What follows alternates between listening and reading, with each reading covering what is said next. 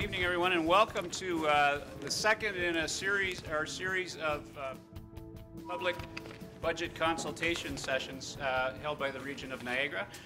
My name is Mike Trojan. I'm the Chief Administrative Officer for the Niagara region. And just before I go over the agenda tonight, I want to let the folks in the room know that we have cameras here tonight because we're web streaming this event live. And time permitting, after, we'll try to afford an opportunity for questions and answers after the delegations this evening. So in terms of the agenda, and we do have an agenda for tonight, first off, we'll have Regional Chair Gary Burrows bring some greetings on behalf of Regional Council. Then we'll turn it over to Councillor Henry D'Angela, who's the Vice Chair of our Budget Review Committee of the Whole, and he'll talk about the process that we use to develop the 2011 budget. Then Brian Hutchings, our Commissioner of Corporate Services, will provide you with an overview of the 2011 budget, how we've arrived at the numbers to date, and how those numbers relate to the programs and services that we provide at the region. And then following Brian's presentation is the opportunity in the evening for delegations to be heard.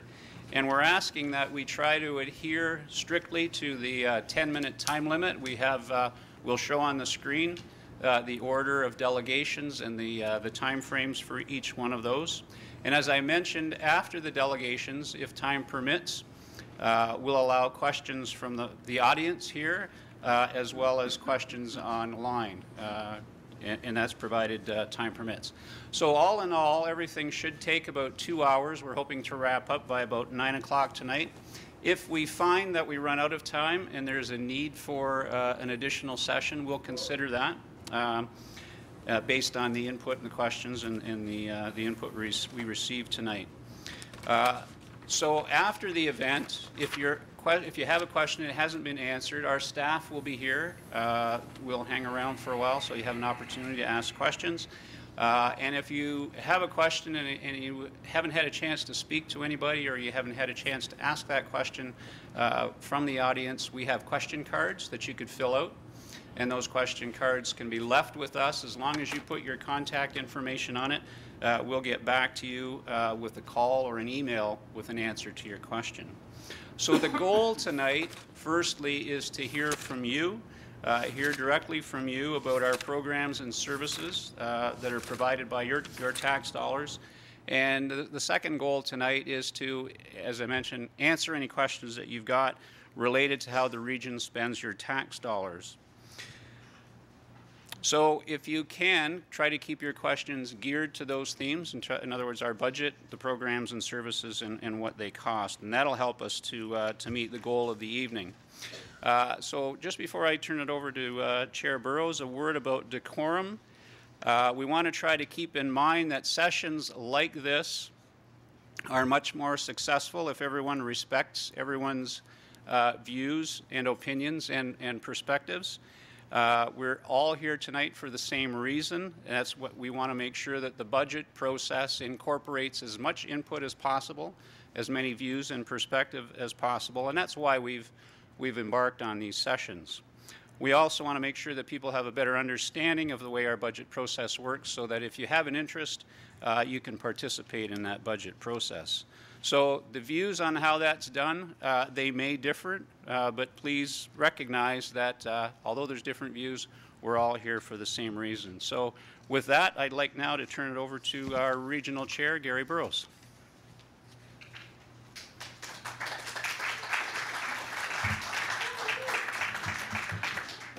Thanks, Mike. And before I begin, I would like to acknowledge regional councillors who have joined us here today.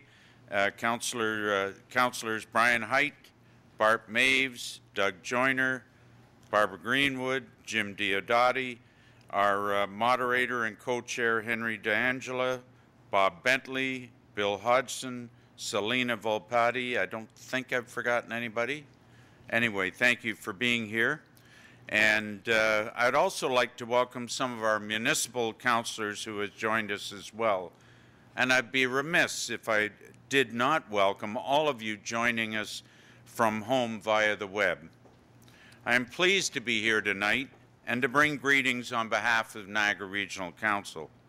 Tonight, we are hosting the second community forum on the region's budget. The first one was held on November 18th and focused on the 2010 budget and the programs and services funded by it. Tonight, we will focus on the 2011 regional budget. Tonight is your opportunity to tell us your thoughts on how the region spends your tax dollars. We're here to listen because tonight is about hearing from you. In 2010, Niagara Region administered an operating budget of over $862 million, of which approximately $282.5 million comes from the property tax base. The remaining $580 million comes from other sources, including the federal and provincial governments and payments for services by external stakeholders. In 2011, the proposed operating budget is $741 million, of which approximately $285 million comes from your property tax base, which is a proposed increase of 1.15%. The remaining $455 million comes from other funding sources. Regional Council is also responsible for approving operating and capital budgets for the Niagara Peninsula Conservation Authority, the Niagara Regional Police Service, Niagara Regional Housing, and the Niagara Economic Development Corporation. As I indicated, many of the programs and services provided by the region and its agencies are funded not only from your property tax dollars, but from other levels of government, particularly the province of Ontario, where many of these programs and services are provincially mandated, so with stringent service delivery levels that we are obligated to meet. The average homeowner in Niagara with a house worth approximately $210,000 pays approximately $1,500 in regional taxes annually, depending on where your house is located. The region's budget is a big number, and the regional taxes you pay are also big numbers. That is why the Budget Review Committee is very pleased to be getting more feedback from the public on the budget and the budget process, and how the region uses those resources for delivery of essential services. Your contribution to this process cannot be underestimated. Regional staff and CAO Mike Trojan are to be commended for their commitment to enhancing transparency and public consultation in the budget process beyond the minimum requirements. We appreciate the time you have taken to come and share your views with us tonight, and we look forward to the region's public consultation progress getting more engaged and more participatory over time. I will now pass things back over to Mike, and thank you. Thank you, Chair Burrows. At this point, I'd like to ask Henry D'Angela. Henry, former mayor of the City of Thorold and now regional councillor from the City of Thorold, is the vice chair of the Niagara Region's Budget Review Committee. And Councillor D'Angela will go over the 2011 budget process for us. So.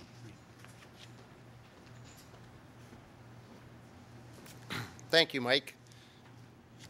First of all, I'd like to thank everyone for coming out this evening and thank staff for being here participating.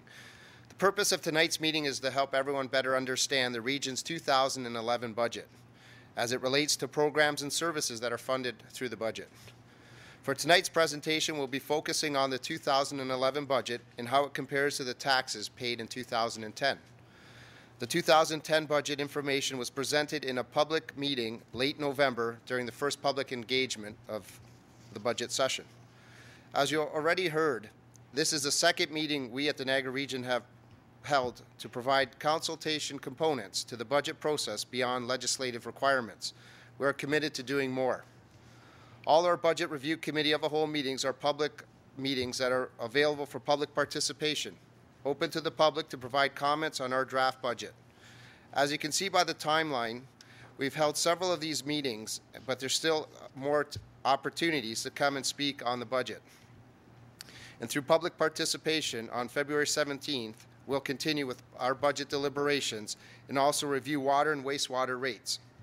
On February 24th, we will be discussing the 2011 budget again, hoping to get council approval on the proposed budget. At the November 18th Budget Public Forum, participants responded to a questionnaire on how they wanted to see future public meetings. Overwhelmingly, the response was that they wanted the opportunity to present as a delegation, to provide comments on the budget. Responses also indicated that participants wanted full sessions to be held out in various municipalities, and that's why we're here in Niagara Falls at this session. They also wanted live web streaming to continue, which we have done so. We have taken all that feedback into consideration, and tonight's format addresses many of those concerns and suggestions. At the same time, we're committed to enhancing the public opportunities to participate in the budget process. Budget consultation over time is very important, and that's where we want to hear from you. With your continued feedback, we'll tailor future sessions based on residential feedback. I look forward to hearing your comments and answering your questions tonight.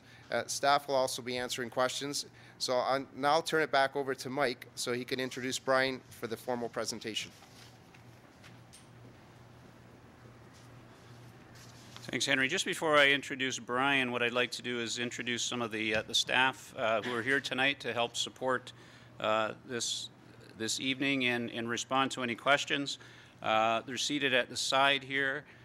First off, from my left, Guillermo Fuentes, the CAO from Niagara Regional Police Service. Next to him, Joe Matthews, Deputy Chief from Niagara Regional Police. Patrick Robson, Commissioner of Integrated Community Planning. Ken Brothers, Commissioner of Public Works. Tony DeMario from the Niagara Peninsula Conservation Authority. Laura Beckwith, General Manager of Niagara Regional Housing. Chris McQueen, the Operating Officer from our Public Health Department. Kathy Cousins, Acting Commissioner of Community Services. And Al Tygrob, who's the Acting CEO of the Niagara Economic Development Corporation. So we want to thank those folks for attending tonight as well. So with that, what I'd like to do is now introduce Brian Hutchings, who was formerly our Commissioner of Community Services, who is now our Commissioner of Corporate Services. He'll provide an overview of the 2011 budget, and although Brian's only been in this position since November, he's got a good command of the budget, and we're confident that he's going to give you a great overview tonight. So Brian, over to you.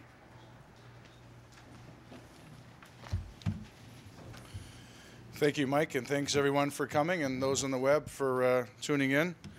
I'm going to provide you a little bit of our outline of our budget for 2011. As Mike mentioned, the purpose of tonight's meeting is to better help you understand regional taxes and the region's annual budgeting process.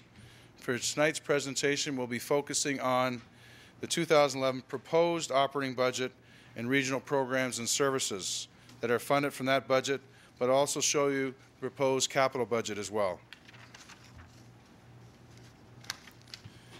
I think Chair Burrows, who's a chartered accountant and likes his numbers, highlighted some of these issues already, and it's difficult to follow an accountant following another accountant, but when we look at regional taxes and property tax in the Niagara region, and this is averages across the Niagara, they're different from municipality to municipality, but on average, 50% of the Niagara region property taxes are paid to the Niagara region, as well as 17% to the school board and 33% on average to local city, town, or townships. The taxpayer affordability strategy. Regional Council over the last 5 years has held a line on tax increases over the last 5 years and tried to develop a taxpayer affordability strategy, recognizing the economy and the needs of the Niagara region. Especially during the recent economic difficulty, we've done everything to balance that between protecting the programs and services the Niagara residents have come to rely upon, ensuring that their affordability to pay. Through our corporate-wide effort to limit and reduce operational costs, and with the help of provincial uploading dollars, we've been managed to stay within Council's recommended affordability target of less than 3% or below average income growth over the last 5 years. This year, as Chair Burrows mentioned, our net levy at this point in time budget increase, what we're proposing is 1.15%, and the average assessment growth across the Niagara region is a growth of 1.47%, which would be a net tax levy, what people would see on their property taxes, of negative 0.32%. So it would be approximately, in absolute terms, not just in percentage, about $904,000 reduction to the property taxpayers of the Niagara region, or an average $4.23 of the property taxes for a house assessed at $210,000. I know Chair Burrows mentioned that's about roughly $1,500, so about $4 or $5 off that assessed value of the Niagara region. How the budget works. Basically, as Chair Burrows mentioned, the regional provides about $741 million proposed in 2011 worth of services through our operating budget. The operating budget is like your household budget. It covers annual costs for things such as supplies, materials, staff costs, utilities, contracts, etc.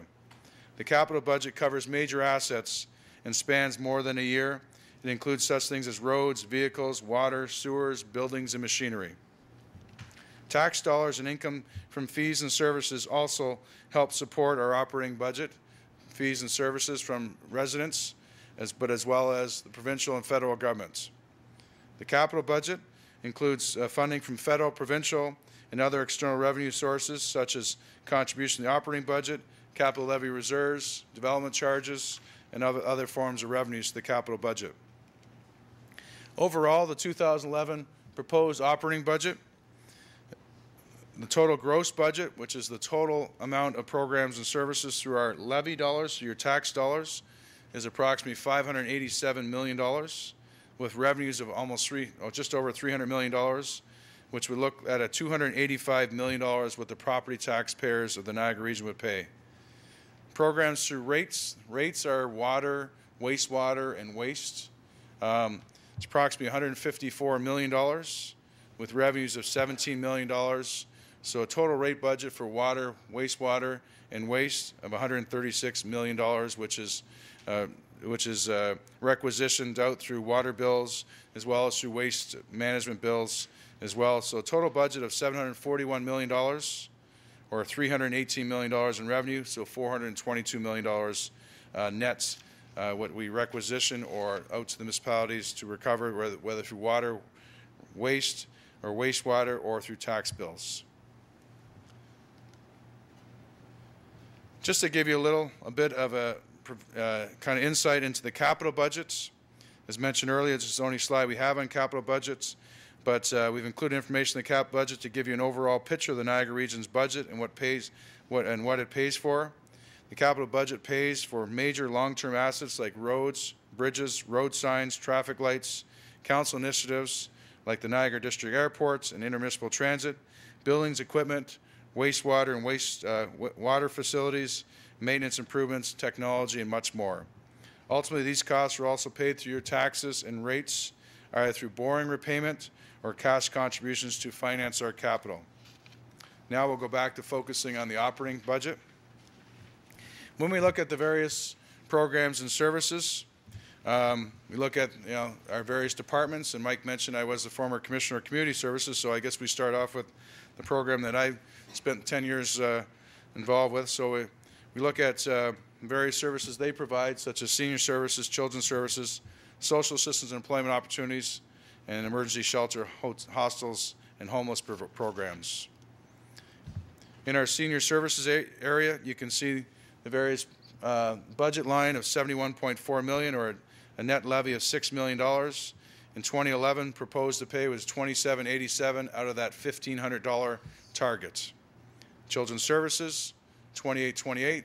They administrate all the programs and services for children across the Niagara region, kids 0 to 12. Social Assistance and Employment Opportunities, also known as Ontario Works, also known as Welfare. It's a $113 million budget. Niagara share of that is $26 million. What you would pay as a property taxpayer is about $122 million, $122 of that. Emergency shelter, these are places shelters such as the YWCA, as well as Southridge Church, and various shelters like the Raft and the Boys and Girls Club shelter here in Niagara Falls. Its total budget $1.3 million. Most of this is funded from federal and provincial governments, so it's $1.37 for the property taxpayer. And our provincially uploaded programs have been uploaded, and there's no cost this year. This is all in a challenging economy with many challenges such as full-day learning and various other factors that are constantly changing. In our public health area, public health meets the needs of Niagara through health promotion, health prevention, health protection, as well as our ambulance services, Niagara EMS services, providing a wide range of health programs. In those areas, the public health portion is greatly cost shared with the province of Ontario. Total budget of $35 million. The net share is $6.8 million. Basically, the property taxpayer, it's $31.95. Our EMS services, or ambulance services to the public, the total budget is $34 million. Our share in Niagara is $15 million, or $70 on your property taxpayers. And some of the challenges there are such as offload service challenges, various provincial directions, and issues that for the ambulance services. The next area is integrated community planning. This performs a role such as clerk's office, which supports council, community and corporate planning, corporate communications, emergency planning, regional policy planning, and intergovernmental agenda. The total budget here is $7.4 million. Niagara share is $6.6 million, or $30.59 in the property tax bill, and many initiatives such as the Climate Action Plan, the Healthy Communities, Sustainable Niagara, various positive investment climate trying to create, Gateway Economic Zone, Human Services Planning, well and canals, and agricultural issues this department looks after for the Niagara region in support of our councillors and the work they do in this area. Leadership and governance. This is the office of the regional chair, the CAO, members of council. The total budget here is $2.3 million, or $10.75 on your property taxes. And they provide the leadership to the council obviously provides the leadership to staff to set the vision and direction for the Niagara citizens and residents. Corporate services is my new area, and it's providing all the back office supports through finance, legal, information technology, facilities, as well as IT. The total budget here is $20 million. Niagara's share is $19 million, or $89.50 for the property taxpayers. Non-departmental expenditures. These are things such as a bit of capital financing is there. This includes MPAC, the property assessment folks. We pay approximately $5 million to MPAC to do property assessments in the Niagara region. 911 emergency phone service is approximately $1.2 million, as well as a new initiative this year is the Pan Am Games and Sport Tourism. It also includes some of our investment income, and those are up by about $2.8 million.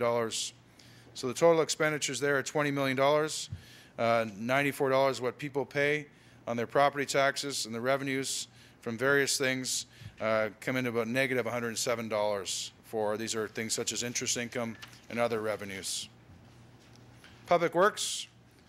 This includes things transportation, development services, waste management, water services, and wastewater treatment operations. They're probably the easiest to identify and most visible to residents. They include roads, bridges, as I mentioned, water, and waste management services such as garbage and recycling. In this area, this is Commissioner Ken Brothers' area. It also includes large capital expenditures, and I'll highlight those as well in our transportation area. The total budget is $45 million. Niagara's portion is $40 million, or $189.29.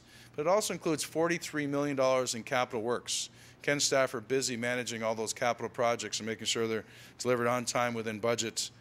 Development services, our development area, of $1.4 million.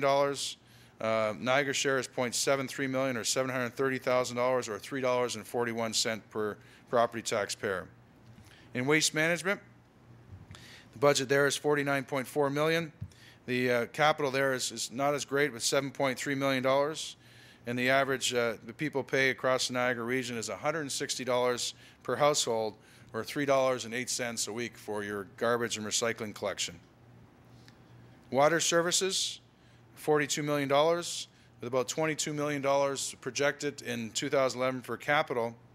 That averages out to be about $212 per family, and that's based on a consumption rate of 250 cubic meters per household. Wastewater is $431 per household, and that's subject to 405 cubic meters per household. We actually collect more water, and I'm sure Commissioner Brothers can explain this better than I can. We actually provide, and that's through a whole bunch of drainage reasons and other reasons in the Niagara region. Agency boards and commissions. The chair mentioned our agency boards and commissions, our partners to deliver services in the Niagara region. The police services, the provincial offences courts, Niagara Peninsula Conservation Authority, Niagara Regional Housing, and Niagara Economic Development Corporation.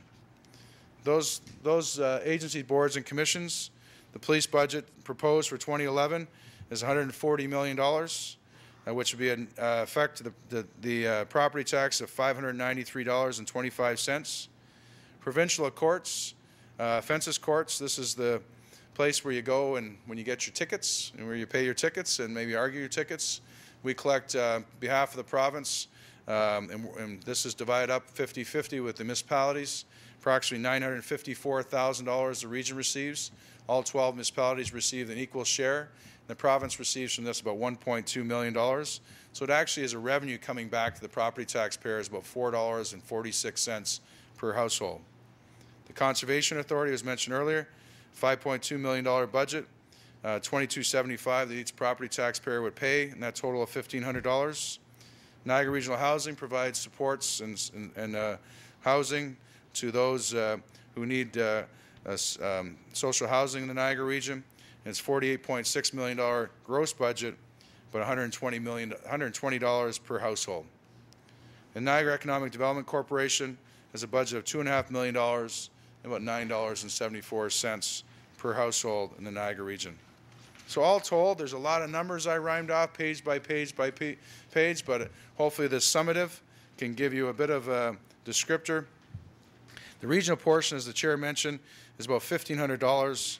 When you add up the total of all the programs that I've rhymed off by departments, it comes out to be about $1,334. When you add in what's requisitioned for garbage, recycling, organics of $160, comes to $1,494 per household, with a household assessed at $210,000. And that's about a $4.23, I said earlier, reduction to households assessed at $210,000. Throwing out a lot of numbers here, and hopefully that provides a bit of information to you to understand a little bit more programs and services. It's a lot of numbers to digest. Now we want to hear from you.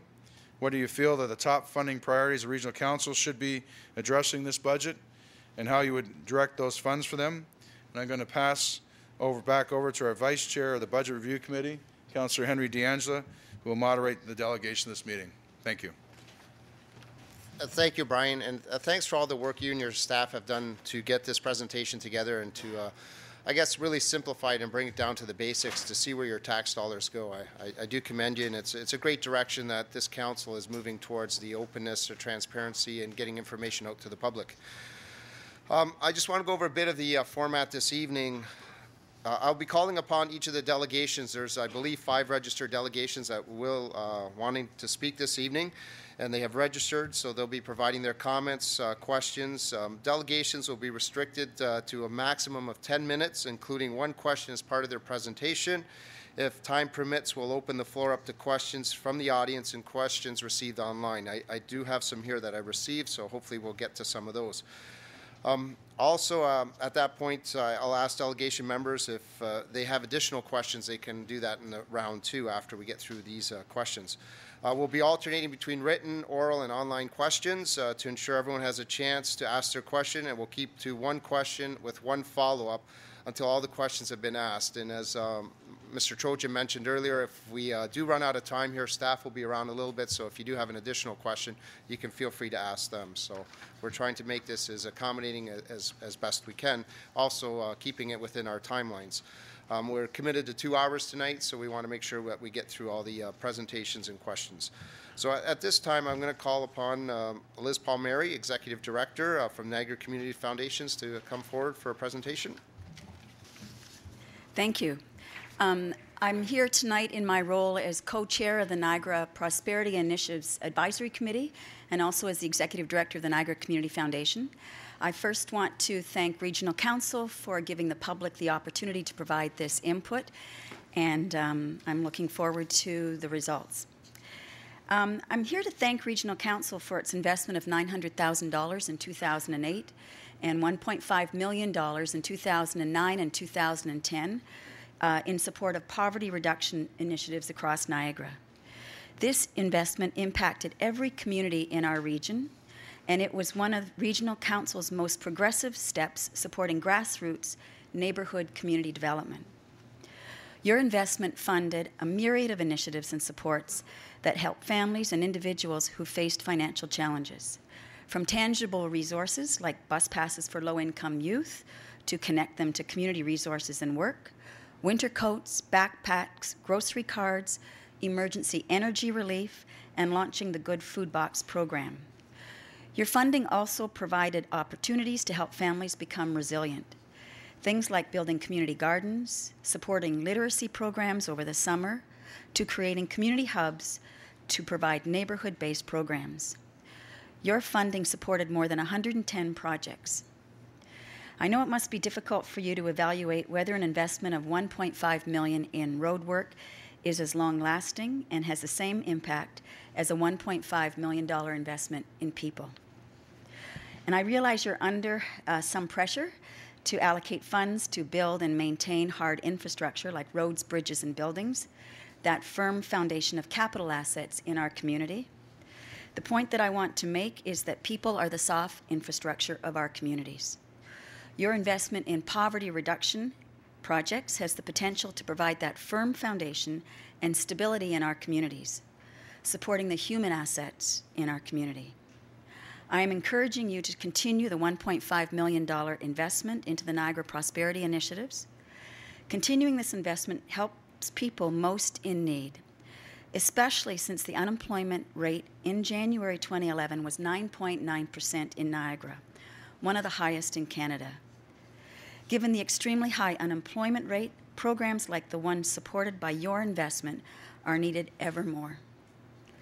I encourage you to continue this investment as part of a strategy to move people out of the welfare cycle. The Prosperity Initiative plus Early Years Initiative, in combination with investment from other funders like the Niagara Community Foundation and the Trillium Foundation, gives people more opportunity to move towards self-sufficiency. The Niagara Prosperity Initiative has leveraged other sources of funding, even the Community Foundation. In 2009, we set poverty reduction as one of our priorities for our 4 granting programs. This was based on the data in the Living in Niagara report and on your Legacy of Poverty report, from which the Niagara Prosperity Initiative emerged. While the Community Foundation is a small funder, over the past 2 years, we have invested more than $175,000 in projects to help our communities prosper. Everything from equipment for the kitchen in the Reach Out Centre in Port Colborne, support for the Pro Kids program, which is one administered on behalf of the region, art programs for youth in the Bowden neighborhood in Fort Erie, industrial kitchen equipment to teach people living in Niagara West communities to learn to preserve, and resources for Adolescent Family Support Service of Niagara clients across Niagara to access their suitable style shop to assist their clients' re-entry into the workforce. Now, I have to tell you, my only experience with regional government has been here in Niagara, but when I meet with my Community Foundation colleagues from across Canada and share stories about their communities, they have been impressed with the leadership of our regional council, especially in terms of your poverty reduction work. Your Pro Kids program is one that our foundation continues to promote and support. It's a great example of using the region's financial resources in partnership with a community agency, the YMCA of Niagara, to deliver your goals. It's a cost-effective method of program delivery. It impacts every community, and it works with many service providers to help children and youth across Niagara. My experience with the goals and service delivery model of the Niagara Prosperity Initiative is similar. Cost-effective service delivery model impacting every community in the region, done in partnership with many service providers, helping men, women, children, and families in Niagara. Outsourcing of delivery of this project leads to efficiencies and opportunities. This was the model that was used in 2008, 9, and 10, was to contract with an external agency the administration of the program. And with all due respect to the region, this is a very cost-effective model, and with Regional Chair being a chartered accountant, I would think that this was a model that would have some resonance. And in working with an external agency provides a greater ability to work at the grassroots local community level, has the ability to leverage additional dollars which the region would not have access to due to funding ineligibility, and again, with all due respect to the region, is a much more nimble model of management. The business community is more eager to support these initiatives when this is outside of government. John Armstrong is the chair of our business caucus, and we are starting to see an increase in support from the business community to projects funded by the Niagara Prosperity Initiative. In terms of transparency, I need to let you know that the Community Foundation received no funding from this initiative in 2008, 2009, or 2010. As I mentioned earlier, we did invest our resources, both financial and human, in supporting poverty reduction initiatives. However, we have put forward a proposal to assist with the administration for 2011 in the role of community convener, a resource to bring businesses and agencies together with the community to look for opportunities to strengthen the development of our neighborhoods. I'm here tonight not to state the case for support to the Community Foundation to be the community convener. I'm here tonight as a voice for the agencies, neighborhoods, men, women, children, and families across the region who have benefited from your investment in them and their community, and to ask you to continue this annual investment of $1.5 million into helping our communities and neighborhoods prosper, and to quote from the region's vision, with this investment, together we can strive for a better tomorrow, building communities and building lives.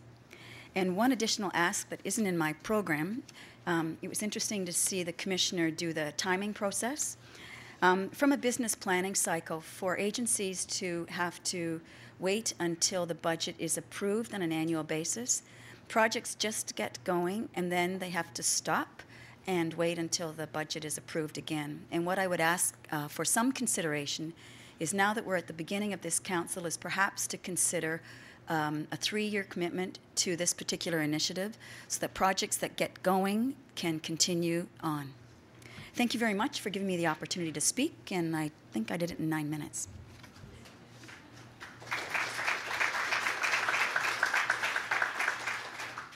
Brian, I don't know, would you like to make a comment just on that request? Or, I know it wasn't really a question, but more of just an elaboration. Thank you. Thanks to Councillor D'Angela.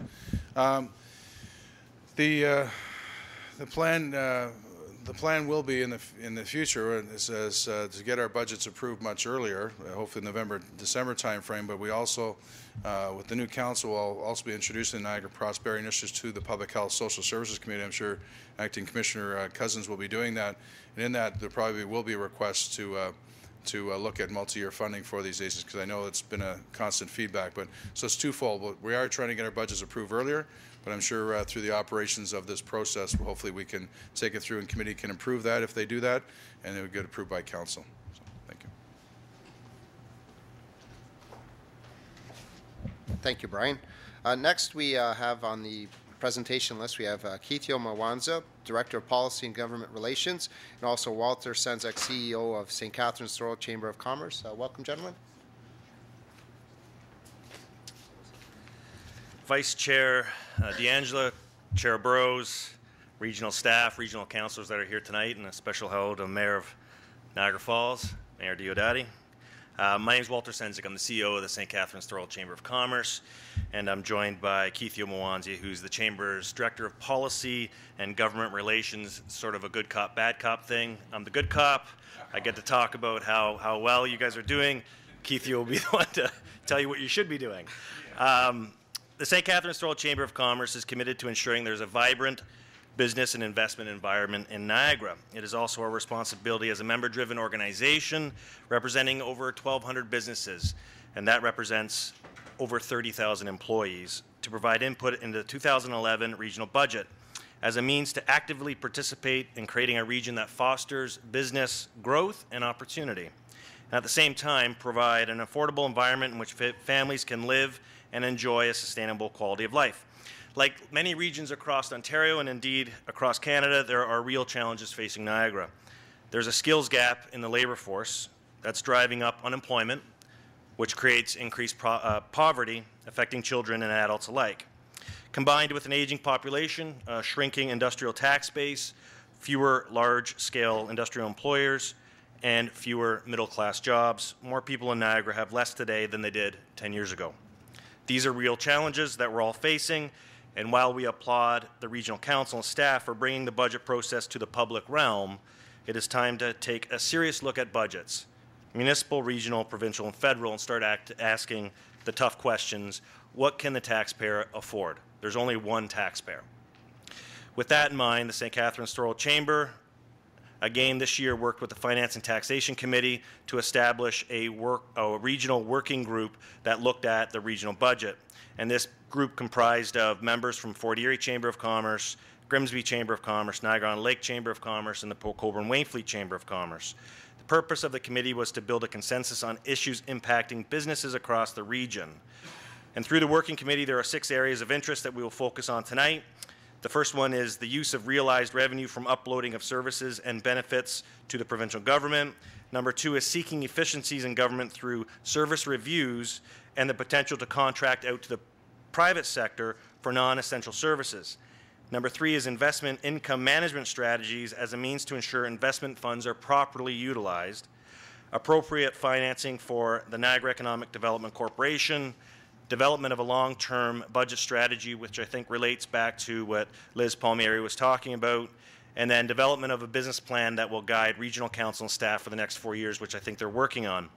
We have stated previously that the St. Catharines Thorold Chamber of Commerce is a committed partner in the region that seeks to work towards creating an environment that is attractive for investment and business growth. We're not a taxpayers coalition. We're not going to conduct a line-by-line review of the budget, and we believe that the senior staff and the council are capable of looking at a budget line per line and trying to come up with the solutions that will make Niagara a place that is both competitive for businesses and affordable for families. And so with that, I'll pass it over to Keithio, who will just provide a bit more detail on the 6 points that were just raised. Thank you, Walter. I think I've always wanted to be a bad cop. To begin, the Chamber is encouraged by the response that Council and staff have given to our recommendations. Certainly this forum is one such implementation of the recommendations we've brought forward, a lengthy calendar, a committee input opportunity. So addressing additional areas of concern will send an important signal to the business community that the region values the input of the private sector and is able to innovatively manage public finances and provide best value for services matched with fiscal prudency. As the region works to become a prime destination for investment, as Walter mentioned, sound public finance make it possible to maintain a competitive tax burden and ensure both quality and sustainability for public services. They're evidence of sustainability for individuals and businesses, as well as encouraging economic growth and wealth creation. With that in mind, the following issues have been raised as part of reviewing the budget, and you heard that Walter talked about our regional budget working group and bringing together business organizations, particularly chambers of commerce, to comment on the budget. First and foremost, I think that both staff and council and the public will know that we have talked a lot about uploading. It's a significant issue, both in the short and the long term for Niagara.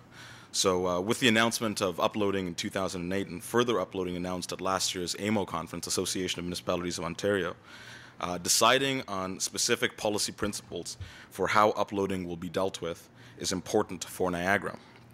This means that Regional Council must formally establish uploading policy principles and criteria based on stakeholder consultations and achieving business plan objectives. These should aim to increase real assessment growth for Niagara with a measurable return on investment. This needs to be established through a formal motion of Council. While using uploading to manage debt, capital expenditure, or overall tax increases have their merits as policy options for uploading, for the use of uploading, they have not been evaluated by Council against other policy options and what the implications related to those policy options might be.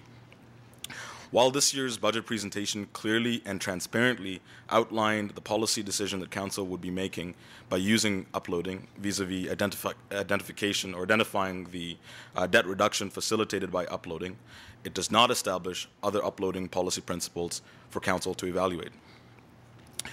Second, there is still concern about the disparity between the percentage increase, real assessment growth, and regional expenditure growth. Incorporating revenues from uploading, which has been done into budget, supported the modest increases in 2008, 9, and 2010. However, as you know, this revenue is finite, taking us until 2018. And the region's real assessment growth does not match the level of increased expenditure. The Chamber is therefore justifiably concerned about the long-term implications of this scenario. With both inflation, with below inflation, real assessment percentages this year, and above inflation, actual regional expenditure this year, and over the previously identified 3-year period, the region, as part of its budget process, will need to conduct a full service review in order to make sure that this disparity and this gap is closed. This service review will be able to identify the major cost driver areas of the region and evaluate the intensity of involvement in certain business lines. This should also include evaluation of how programs and services can be provided viably by the private sector and contracted out, both the for-profit private sector and the not-for-profit private sector. The third, the region's investment income. This is a really significant point. The region's investment income has grown significantly over the years, yielding modest to high returns. Similarly, in 2009, the region realized savings through carrying out an energy audit and making regional operations more energy efficient. The Chamber believes that determining how best to use these savings, as well as investment income into the future, will be an important policy decision. The Chamber is recommending the establishment of an investment committee with private sector participation that would be able to provide greater input on how to better leverage savings and investments. 4. In the 2011 Niagara Economic Development proposed budget presentation, it was not made clear if there would be a resource allocation for business retention and expansion activities in municipalities without local economic development offices. So the question is, will those municipalities receive BR&E support? Given that the scenario that exists now is that those municipalities in Niagara that do not have an economic development office rely on Niagara Economic Development Corporation to provide them with business retention and expansion support. That was not identified in the budget presentation. So will that be there, and what will that allocation look like, and what type of supports will the businesses in those areas get? However, this further highlights the need for economic development reform across Niagara, and the Chamber is looking forward to being part of those ongoing discussions. Second to last, fifth, as we've mentioned before, an important fiscal planning tool is long-term budgeting strategies. The region must develop a long-term budget strategy to be matched with a regional council business plan. Council will be entering into a business plan to take it through its term, and the long-term budget strategy does have to be matched, as we heard before, the importance of that as a planning tool for agencies that rely on the region for resources. So this will be able to examine future budget cost drivers and strategically apply net relief for businesses, and as well as residents. This would be a fundamental shift in budget setting philosophy for the region, and would provide an important predictability tool for the business community. One such long-term budgeting strategy that has been cited by the region is the 10-year capital affordability strategy. This strategy needs to be better solidified if it is to be an effective planning tool. Last, but most certainly not least, thank you, Denise, while the final year of regional councils, this is the final year of regional council's business plan, in future budgets, the business plan should be the principal guide in building the budget. This should be made explicit in all budget documents and presentations under consideration. The budget should be guided year to year by consistent vision. Doing so would allow a means to evaluate the budget process as well as to ensure that the goals of the region and stakeholder input is maximized. Thank you very much for the opportunity to present this evening, and again, thank you for the process reform that both staff and council have undergone for this year's budget. It has allowed for meaningful input into the budget process, and certainly happy to take any questions if there are any, and I hope I wasn't too bad a cop as Walter constructed me. Thank you.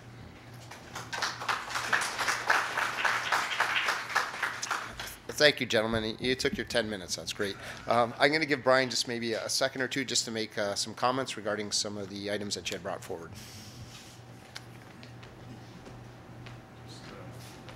There's a lot of things to comment on, so I just well, thank you very much for the acknowledgement of trying to open up and be more transparent in our process. First of all, with our team here, and it's been an effort of all councillors and our team. So, policy and uploading going forth, yes, there's a plan to do that. We've had kind of a implicit policy, but there is a plan to come out, be more transparent, and the uploading isn't as great in the future, the next 5 years. Investment income review, I know Co-Chair D'Angela and Chair Burrows are aware of this, and they've asked this staff direction to come back and look at an investment committee. I was looking at, this is good insight tonight, that's what this is all about, so I was looking at more councillor committee, but if you're suggesting some private sector people, we're more than willing to bring that and look at that too and bring that to the council's direction. Long-term budget strategy is part of my goals, my boss has for me, is actually in my goals and objectives to do a long-term budget strategy with 3 or 4 years out. And it is, when we get through this budget, hopefully in 2011, we will be looking at that for 2012 in the term of council. NEDCO, I'm not going to comment much on that. I think that's not in my area, but I'll leave that to others later to comment on. And future budgets, I couldn't agree with you more. That need to be principled on our business plan that we come up with the Niagara region. The budget is just a tool to get that done, but the foundation is on whatever the strategic direction is. So just quick responses to that, and thank you, Councillor D'Angelo, for the response. Thank you, Commissioner Hutchings. Now I'll call upon Mary Ann Fagan, Prosperity Project Community Animator for the Three Bridges Area, Reach Out Center Manager for Port Cares. Welcome. Hi, welcome.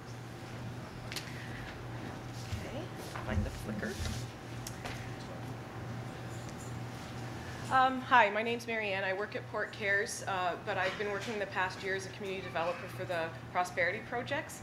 And I wanted to tell you I was a little bit nervous about coming here. Oh, I got to talk here. Coming here to speak this evening because it looks quite a bit self-serving. I am employed with the Prosperity Initiatives, but I wanted to assure you that's not the case.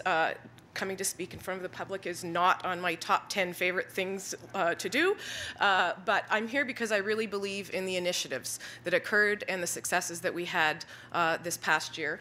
And I want you to just have a look at some of these statistics. I'm going to put this slide on later, but I'll just give you a minute to read those. And maybe that's a short minute because I only have 10 minutes. So I'll give you a bit of a history. The Prosperity Project started based on, in 2007, the region commissioned a report called The Legacy of Poverty that Liz mentioned earlier. And in the Legacy of Poverty, they found that there was 7 different health indicators that indicated areas in the region really scored poorly on some of these indicators that are listed above. And the areas of the focus of the Prosperity Projects this year are listed here: the Three Bridges area, Fort Erie, the Cordage area, and Welland. So what the region did is they wanted to improve prosperity. The mandate of the project was to increase prosperity among the residents who reside in the region, and they had three, the goals are listed. The goals were to fund projects, to advocate for change, to develop and enhance collaborative relationships, and to really engage people living in poverty in meaningful ways. And what the region staff did in 2009, they went out to the areas, the target areas, and they talked to people living in the areas, and they found out that there was lots. They asked them, what would you like to do in your area? What would make it better for people living there? And they really found that there were four main themes that came out. People wanted, and they fell in these themes: youth engagement, family engagement, healthy living, and the neighborhood and business engagement.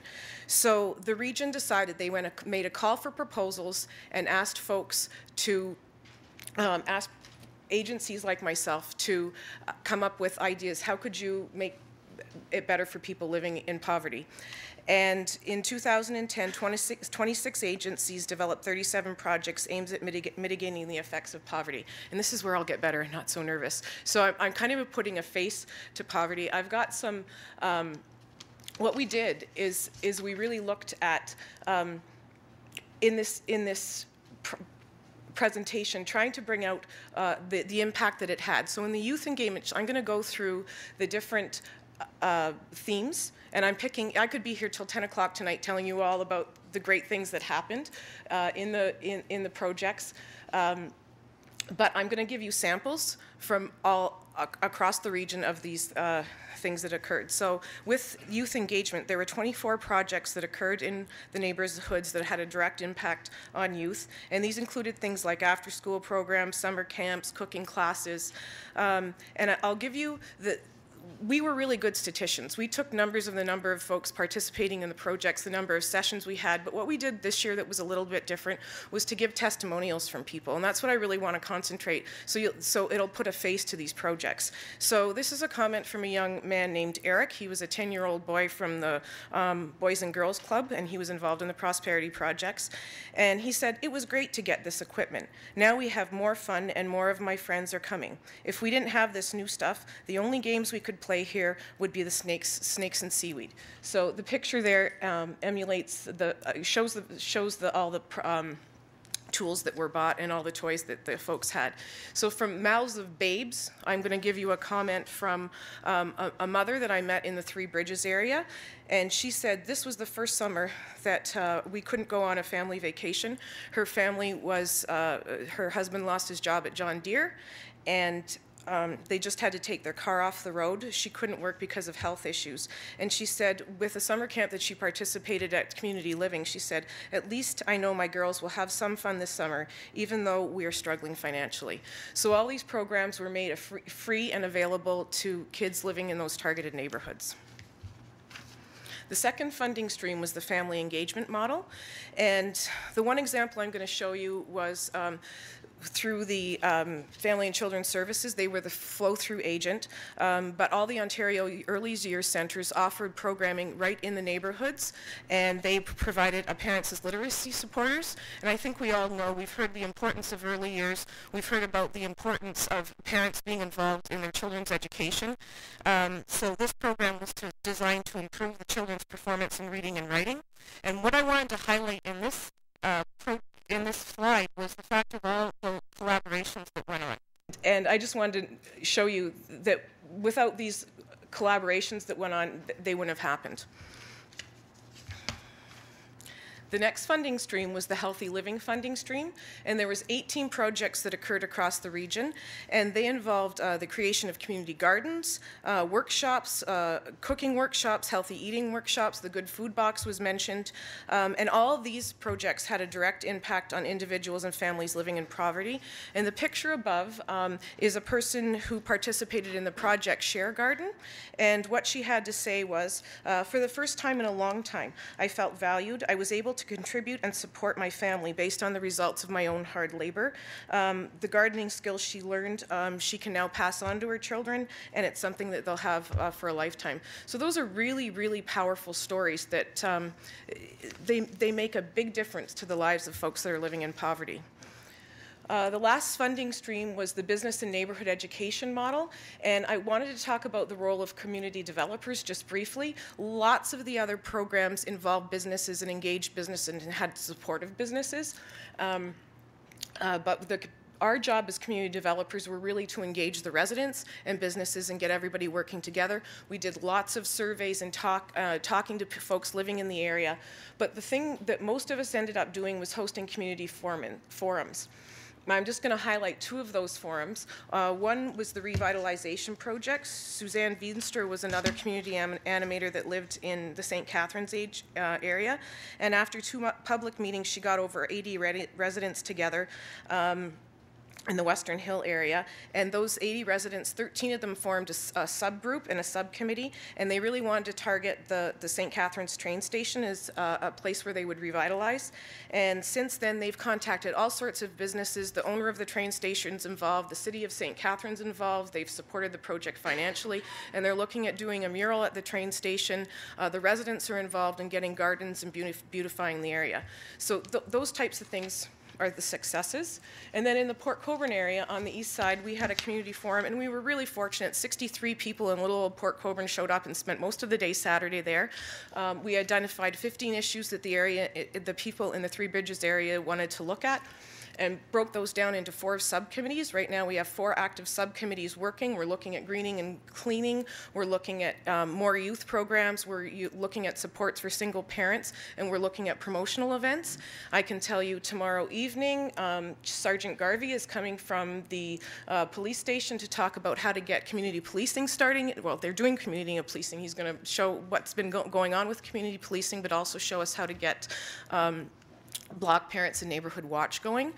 And we have the city of Port Colborne's been absolutely supportive. Dan Acolina's been coming. He's going to talk about property standards with us and educate the consumers and the public that are there about some of the ins and outs of property standards.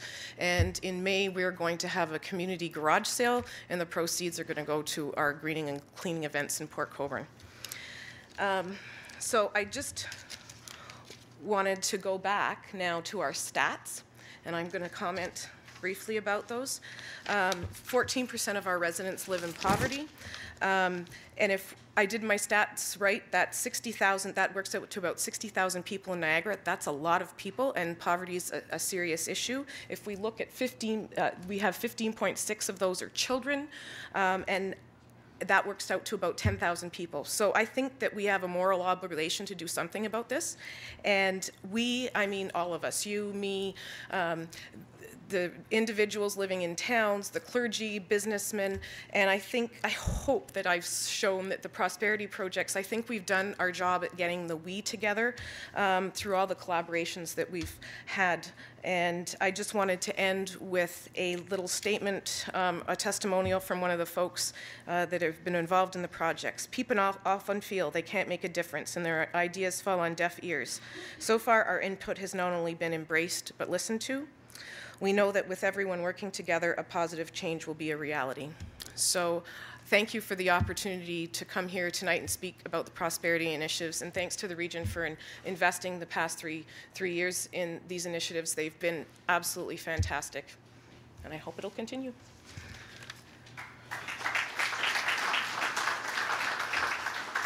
Thanks. I don't know how to... I'm here to advocate for the continuing funding for the Prosperity Initiative. It has been a great insight for the Regional Council and for the staff members to take some dollars and put them towards neighborhoods and towards development and poverty reduction initiatives. As my colleague initially said, you know, if you look at the poverty rates in Niagara, they're very high. And as a provider of services for homeless women and their children, we recognize how important these services are and what impact it has on neighborhoods when we take some dollars and invest in them. In terms of the social infrastructure, I can't stress enough what kind of impact that has. There is lots of research that shows that poverty has great impact. It has a lot of financial impact on health, through, you know, health services, police services, and so investing in communities and poverty reduction services is is a very important thing to do. And so I'm not going to say much more than has already been said, and just to advocate on the continuance of this funding and continuing to invest in neighborhoods and invest in children and women and families who are living in poverty. Thank you.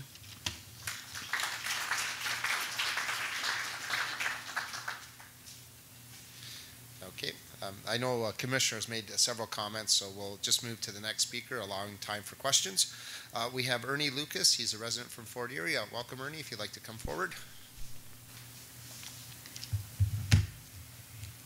I'm here, as you guys have all been talking about these kind of people, the few faces that show up when we're asked to come, because I'm one of the ones that are unemployed, looking for a job, coming from well-paid jobs many years ago, and now we're struggling. I had help from Pro Kids. That's where they sent me because I am struggling. I've got two boys. The 11-year-old is going to try out for travel soccer this year. The older one just finished with the YMCA basketball. So I needed help. And so everyone told me, this is what you got to do. So I followed the rules, and here I am explaining why I'm here. So first of all, they asked me to financially explain my financial. I did that, and then Pro Kids stepped in to help me out, to get me going, and hopefully we'll limp through the season and keep a child happy. I had 30 years in a company that went bankrupt, out of a job. GM dealership last year was closed because of condensing, moving elsewhere. I've been on unemployment since July 2010, laid off. My age is limiting my job accessibility because the odd company just wants a young kid. Come on in, you're too old. I've heard it said, guys. It's sad, but it's the world we live in. Your help from Pro Kids and who's ever invested in this situation is giving my child a dream that he's asked for the last 2 years. Finally, I have to do it. It keeps him out of trouble, guys. It uses our parks that normally would be empty. And that's why we're doing all these new jungle gyms and everything to help them. It gives them happy kids to our community and the pride and the worldly connection to sports that we all need. And the only other thing I could suggest, because I was called upon late today and I came up quickly, I don't know, if someone's got a better idea, God bless you guys, because I was thinking that as our athletes become famous or well off, if we can get them to financially step in once in a while, or maybe it's being done, or to even make custom clothes with the Fort Erie Niagara Region logo, wherever they come from. We have many great people from this area. And maybe sell these coats, clothes, shirts with their name on it, as well as the Fort Erie Niagara Region, to advertise this area. That would help us. And maybe even donate some of that money to these kids that are struggling. And even if they can appear at some of these personal games or whatever once in a while. We got to twist their arm, I know. That's what happens when you get famous. But let's try it, guys. If someone's got a better idea, I'm all for it. Thank you, guys. So what happens with Pro Kids, it's a wonderful partnership that's been around. It's with the Niagara region, it's with the YMCA, but it's really with the 200 different sports, recreation, and cultural programs that we work with that match all the dollars that the region puts into the program by waiving fees, by holding spots, by finding equipment. It really is about getting the kids involved, keeping the kids busy, and keeping the kids having fun. That's what the program does, and the funding that the region provides us allows for us to continue with that work. For those of you wondering, most popular programs that the kids are asking for, because after the region does the eligibility, I talk with the parents, we talk with the kids, we coach the parents on how to talk to the kids. The kids want to go swimming, they want to play soccer, they want to go dancing, play hockey, and do gymnastics. Those are the top 5 sports these kids are asking to do, and we're able to get them involved in that and into the programs that they want with all the community partners out there. So that's what Pro Kids is. Liz talked about it earlier. The word comes out, But just so that you know exactly what we're doing, it's all about getting kids involved and their families. Thank you. Thanks, Connie and Ernie, very much for your presentation. Just for some of the council's reference and for the general public's reference, the region of Niagara invests $250,000 a year in the Pro Kids initiative. It's 100% regional dollars. There's no cost sharing amongst the province. It's an initiative that was brought forth, I think, in 2002 by regional staff to council, and they approved it. It helps 2,100 kids out a year. The Niagara region helps them, as you heard from Connie, in the sports or recreation or cultural programs. And not just the $250,000 the region does, it's leveraged with business as well. Many of these kids, the program, the program could be $200 or $300, $400 to do these programs. We can only provide roughly about $150. Many of the businesses will subsidize the difference between the registration and that $150. And Connie does a lot of arm twisting and to make that happen on everybody's behalf. So it's a great partnership. In fact, Pro Kids was the model. And I'm going to say this, we did a lot of meetings with Canadian Tire Financial. They did to create Jumpstart. And we said, why don't you just give money to Pro Kids? They said there is no Pro Kids in Regina and across the country. So they modeled their Jumpstart program after Pro Kids. So that's the start of Jumpstart, actually started here in the Niagara region. I do have next up on the pre-registration speakers list, we have Peter Papp, councillor of the town of Pelham. I don't want to carry on with much of what has been described here tonight. My message is at a higher level. What you heard about the Niagara Prosperity Initiative, quite frankly, has been recognized both internationally and nationally as a very important strategic investment in communities. When we talk, and when you heard Mr. Lucas speak about his ability to try and cope being unemployed, having the ability to access all of the services that are offered by the region, you cannot help but wonder how this can continue to prosper. As someone who wears multiple hats, as someone who sees day by day people that are struggling, and then also people who donate, and then as someone who sits on council and watches and makes the decisions of funding small projects in individuals to large capital projects, and as someone as a private citizen, and as someone who spent most of my life in public service, I cannot overemphasize to you the fact that the investment in social infrastructure is critical. There is no need to elaborate on it, except to say that what you have heard tonight and what you have been doing for the last number of years is a reflection of your compassion and your caring for your fellow human being. What this basically says to you and what you have heard is something that I was inspired many years ago by someone who spoke about real hope. And that is not false hope.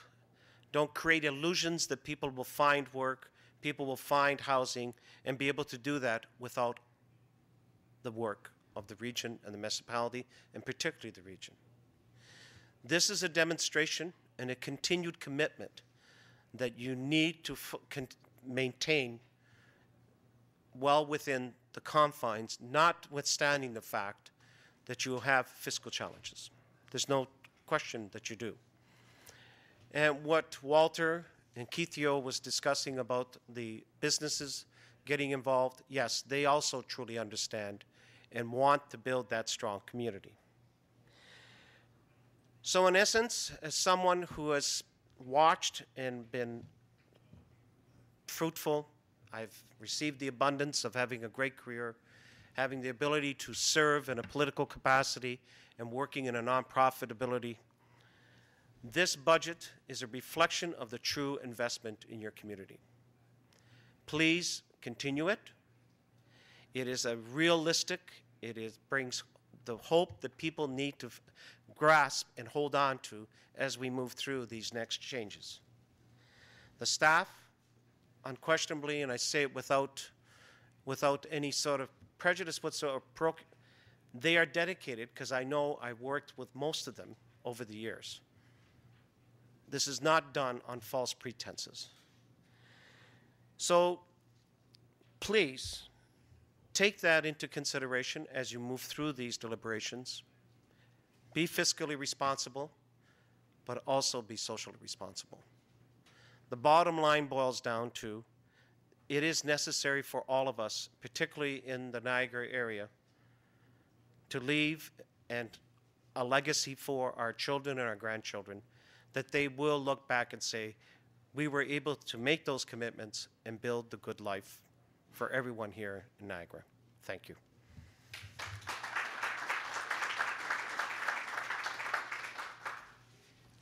Well, at this time, it concludes our presentations, but we will be taking questions and comments from the floor, and I do have some from online that were sent in advance. So what I'm going to do to make it a little easier is we'll take one from the floor, then I'll read one, and then we'll continue. Sean will be in the back with a mic, so he'll go to wherever you don't have to come forward. You can sit in your chair. Just put your hand up if you do want to make a comment or have a question to any of the staff here, and we'll try to direct it to the appropriate member. Okay, so there's right in the back. If you could just state your name and city that you're from. Jean Grandoni, and I'm from Niagara Falls. And I live in the country on a farm, one of the few that's left in the region, I'd say. I have a question and then I have a comment. With regard to community services, it says here in 2010, $65.69 was paid by the taxpayers, and then in 2011 is now fully uploaded to the province. Well, if you were to add that, like we're still paying that as taxpayers to the province. They're still getting the money from us. So to me, you haven't really lowered taxes. You've just moved it from one level of government to another, because if you still kept that 65-69 in there for 2011, taxes would go up about $60 per household, not down. You just moved it. The province bailed you out. They're making you look good by paying that that program. Let me get one of the staff members to address it. Brian, did you want to? Ms. Grandoni, there's approximately $14.3 million that was uploaded by the province of Ontario, the last portion of the Ontario Disability Support Program that has been used by the region in its budget deliberations, 2011 budget deliberations, to offset some of the increases in costs that we've had, and so that's been formed part of the calculations, has reduced some of the debt charges we've had, as well as some of the other increases through employee benefit increase, as well as labor negotiation benefits as well. So it has offset that as well, yes. It has offset that as well, yes. Okay. I also have Mike Trojan who'd like to make a couple comments on that. Thank you. Just in addition to Brian's comments, you're right. The province has uploaded those costs. It's helped to make us look good. It's part of what took place a couple of years ago, where the province and the municipal sector took a look at how services are delivered and how they're paid, and really what they're suggesting, and we've argued that for a long time, is that costs for things like Ontario Disability Support and Ontario Works, which are a form of income distribution, are best paid from the provincial income tax rather than from the property tax, a more static tax like property taxes. So that's part of a progression that will take place until I think it's 2018, until more of those costs are uploaded, and that's been of interest to regional council to take a look at how those dollars are best used. In the last couple of years, decisions were made to use those dollars for, in some cases, additional social service costs, but also recognizing the fact that we have a huge infrastructure deficit. So some of those uploaded costs have been diverted towards paying for that infrastructure shortfall, and in fact, debt towards that infrastructure. Thank you. If you have a follow-up comment or a question. No, I have new comments on a different topic. Sure. Yeah, you're welcome. I feel that the taxpayers are not getting their money's worth on the environment or on protection of farmlands, particularly in northwest Niagara Falls. And you talk about poverty. Used to be you could go out to the streams that you live beside, catch fish, and eat it. You can't do that anymore in northwest Niagara. We have two creeks full of sewage. And you keep adding to the development with no care for the environment. We're not getting our money's worth on the water quality strategy, so-called. The taxpayers aren't either. And why did I have to spend $5,000 of my own money to prove that the development around Club Italia should be stopped? Okay, that's I can let me pass. And I'm not finished yet. Okay. We're not getting our money's worth from the conservation authorities, and I don't mean to criticize staff. It's the politicians that sit on it. Some of them are just there voting to destroy every forest that comes before them. The Conservation Authority, I believe, because of political pressure, has sent comments to the City of Niagara Falls to downgrade the designation of these water courses where I live. And I really am angry about that. Okay, and I think it's highly political. You're supposed to be protecting the resources of this country. You wonder why we don't have any jobs, because we're destroying our resources. And where I live should be designated good fruit and good grape. And some of these farmers below the escarpment have absolutely no understanding of the soils above the escarpment. Okay, and our area should be designated good grape and good fruit. Okay, not good general the way it is. There's a couple questions in there. If we could just let maybe staff... We're not getting our money's worth in the planning department. And it's not staff, it's politics. Okay, do you want that, maybe if I could get the planning department to address what they actually do in the department? Thank you, Henry. I'm not sure exactly which question I should be addressing, but I'll start with an attempt to take them en masse. One is, I will take a strong statement with relation to our investments in supporting the agricultural industry and in terms of supporting the protection of agricultural lands as appropriate. In our most recent growth strategy, certainly there was an emphasis on our ability to continue within our existing urban boundaries, so I believe that's important. On some investments in the environment, certainly some of the capital works that were referenced earlier in more general ways, combined sewer overflow works are being done, certainly reducing the amount of effluents that are hitting into our waterways, and certainly Commissioner Brothers may want to speak to that in greater detail. The other part, though, I think the suggestion of which lands, and I can't help the speaker for her suggestion about how much personal money she spent in relation to northwest Niagara Falls. However, what I can say is that as a planning department, we've been working in that area extensively, and as it turns out, had not supported a most recent request for extending an urban boundary to that area. There are some servicing questions, and we continue to work with property owners in that area. Okay, thank you. Mr. Brothers, maybe if you can add about the works that the Public Works is doing in terms of infrastructure into water and sewer. Mr. Robson's quite right. We've got a $6.6 million per year, 15-year capital program to address combined sewer overflows throughout Niagara region.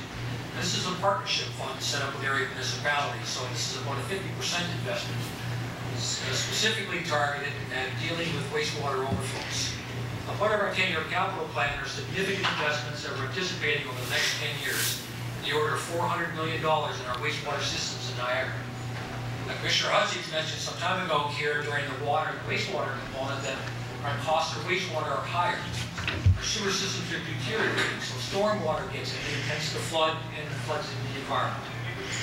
So we've got an extensive capital program coming forward where we're looking at building holding tanks, looking at state-of-the-art high-grade treatment to pick up much of this stormwater, sanitary sewage overflows throughout Niagara region with a full effort of addressing the environmental concerns that it imposes. We've made some great strides on this, but we're nowhere near done.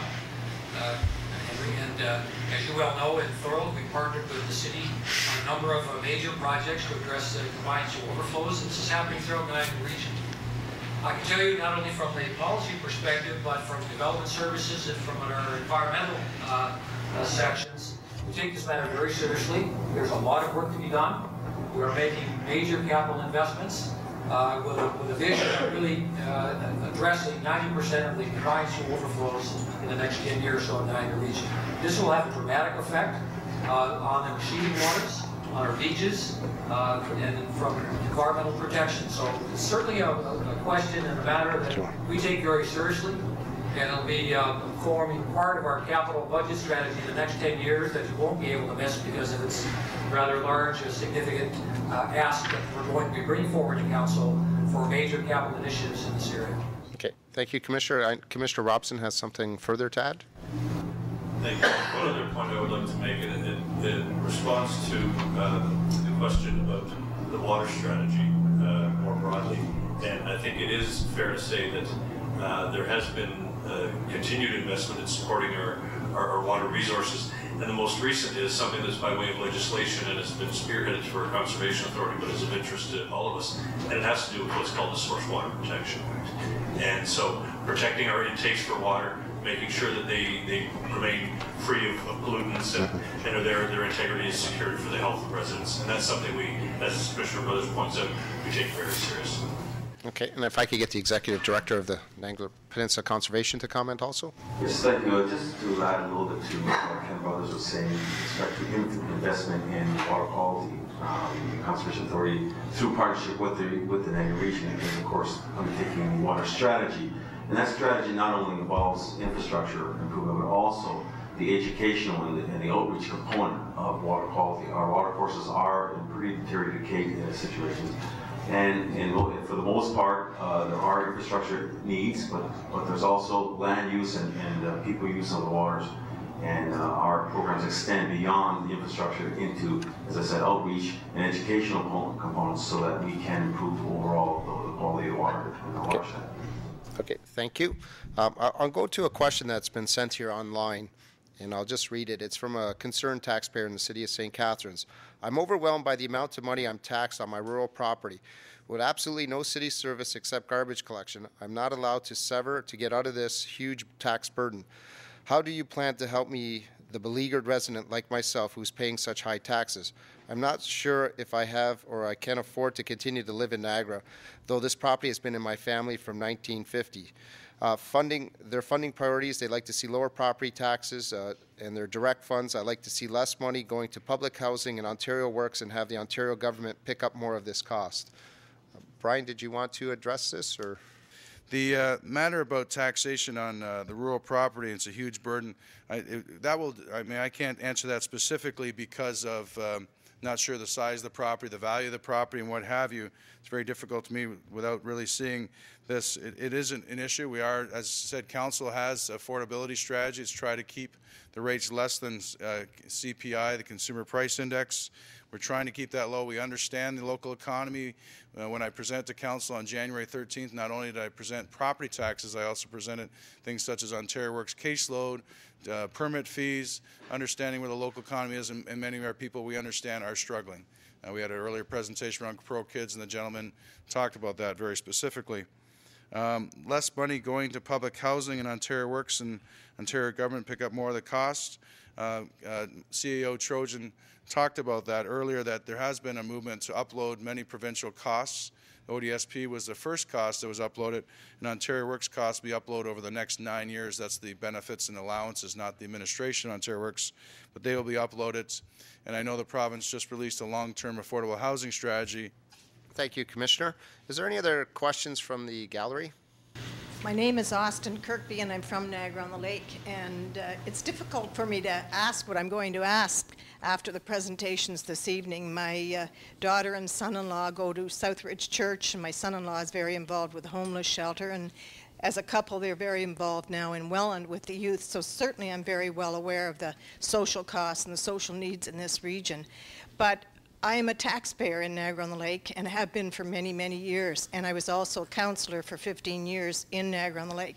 And my one concern, my biggest concern, was the fact that the taxpayers in Niagara-on-the-Lake, as well as in some other small communities, are assessed for regional services on assessment.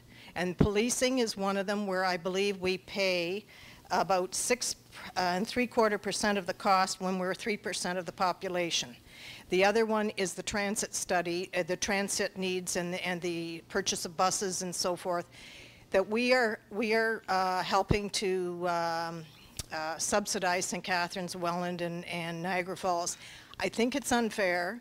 I think the process whereby this assessment is used for regional services is unfair. We have a lot of senior citizens on what do you call it, subsidized, not subsidized, but certainly permanent pensions and so forth that have taken a beating in the last few years on fixed incomes. And it's not fair to the residents of Niagara-on-the-Lake to do this.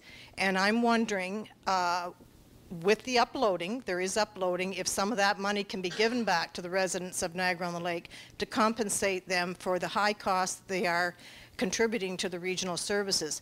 Or is there another plan that we will be doing it on household or population? Because it's gone on, in my opinion, far too long, and it's unfair. If this region is supposed to be good for all of us, then it's time to change the process. Thank you. Okay. Mr. Trojan will answer that one. We're fully aware of the issue in Niagara-on-the-Lake. In fact, going back to the days when I worked for the town of Niagara-on-the-Lake, it wasn't the regional assessment system that was the problem, it was the apportionment system. And I guess we're faced with an apportionment system in Niagara that is based on assessment. It's the value of the property. It tends to translate into a proxy for ability to pay, and I think Niagara-on-the-Lake, I wouldn't say suffers from that dubious distinction of having some of the highest valued property in the region of Niagara. And as a result of having higher valued property, it attracts a greater portion of all regional costs. The legislation that we have doesn't allow for an easy way to allocate those costs in a different way. It's not possible for us to allocate costs on a per household basis because we're as part of a regional system. It's apportioned on the basis of assessment. In terms of your question, can we apply some of the upload dollars to benefit a specific municipality?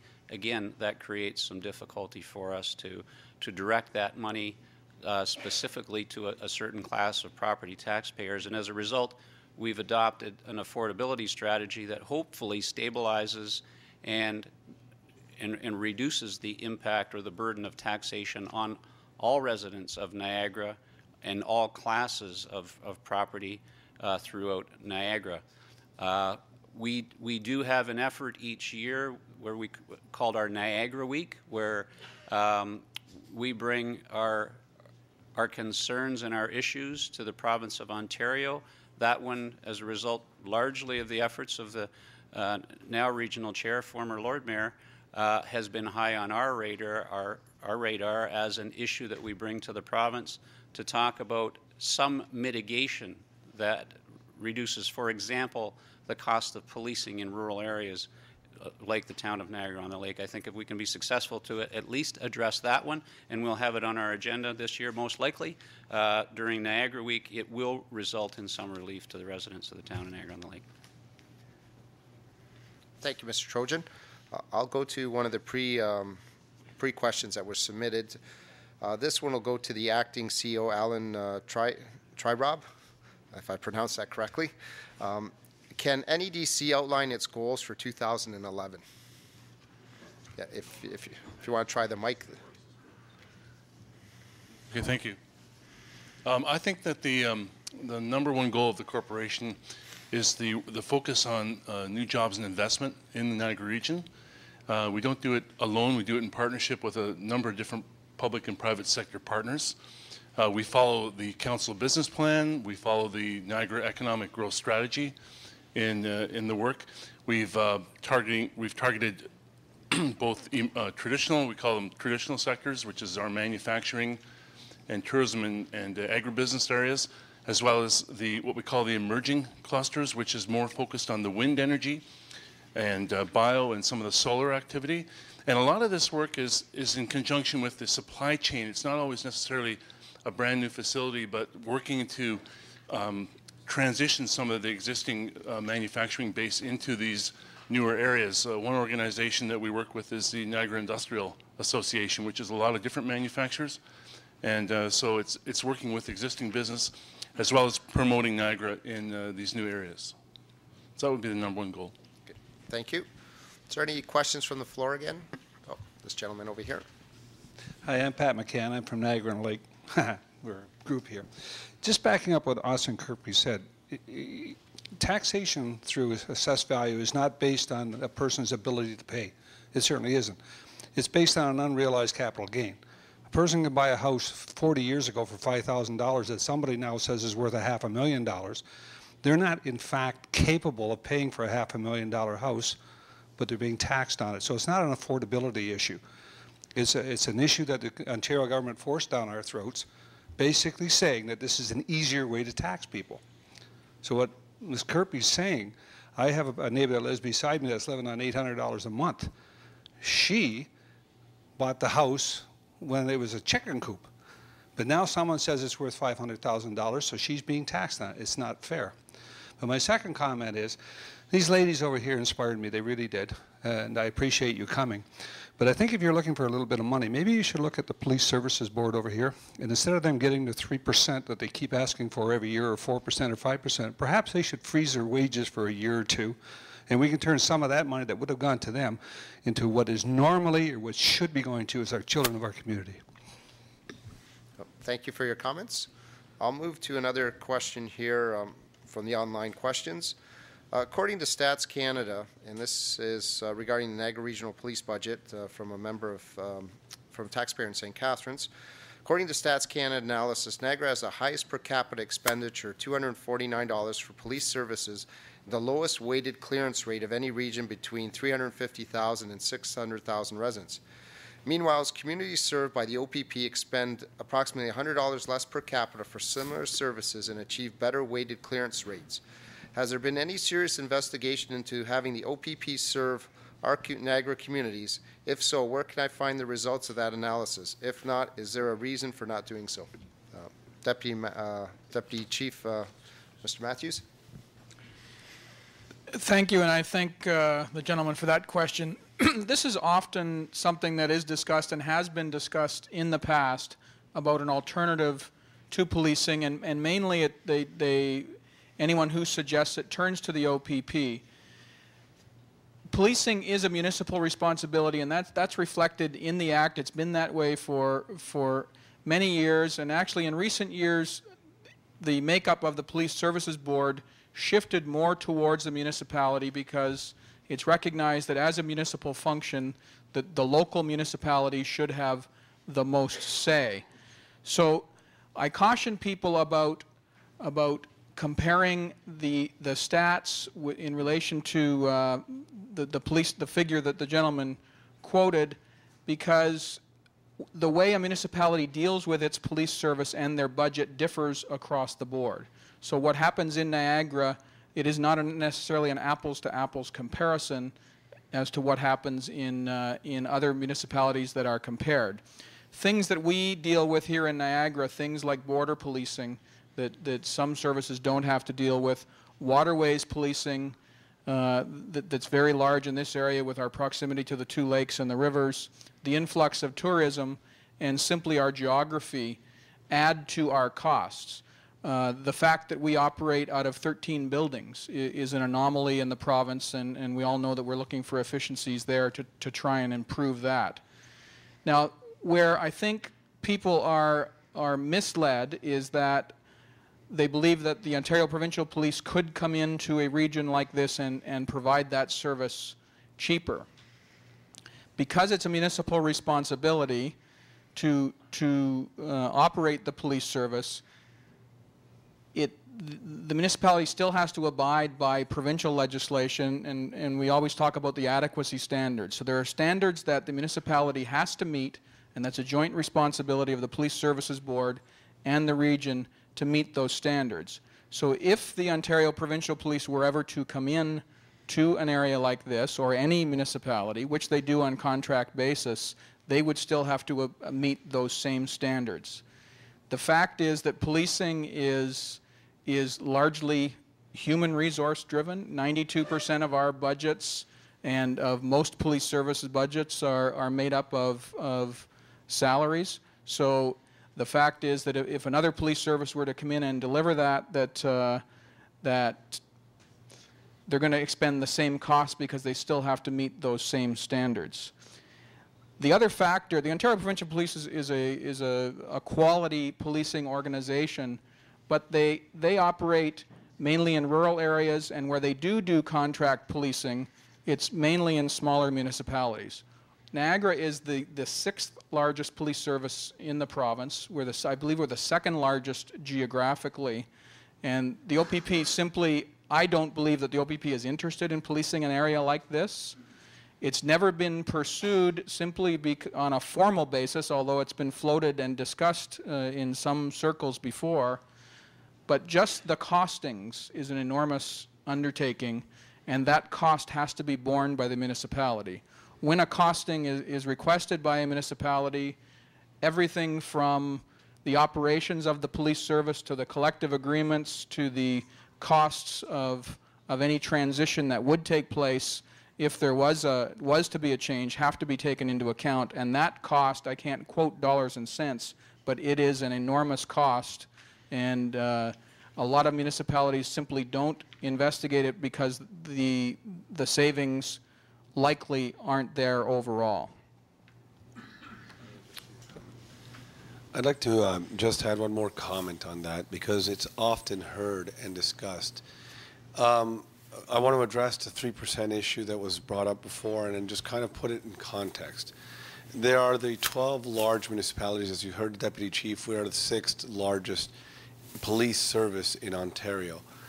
Our police officers, if you rate them, traditionally rate in the bottom 12 and sometimes are 13th of the big 12 in salary. Now that doesn't mean there's a big separation of dollars, but the Police Services Board has always done a very good job in keeping them comparatively at the bottom, recognizing the Niagara region's ability to pay. If you compare that to the OPP, which often gets floated out, they're traditionally in the top 3, often in the top 1 or 2 police services in salary. So it's a good discussion piece, and it always needs to be thought of as a discussion piece. But once you do the evaluations, they generally don't pan out. 92% moved at the top end of the police scale would cost you more than 92% at the 12th or 13th ranking of police salaries. Thank you. Is there any comments or questions from the floor again?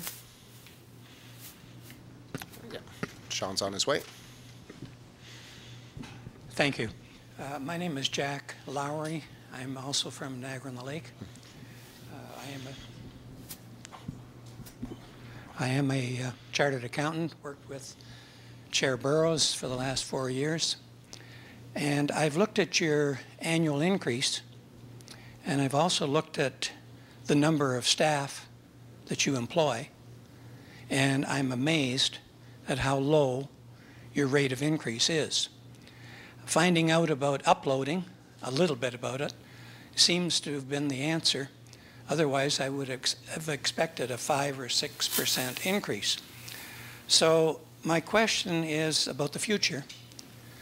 Does this uploading that you're now receiving, will it go on and on and on, or are our taxpayers in the Niagara region about to be hammered somewhere along the line because your funding from the province is either reduced or eliminated, the new funding? Okay, I'll direct that to Commissioner Hutchings.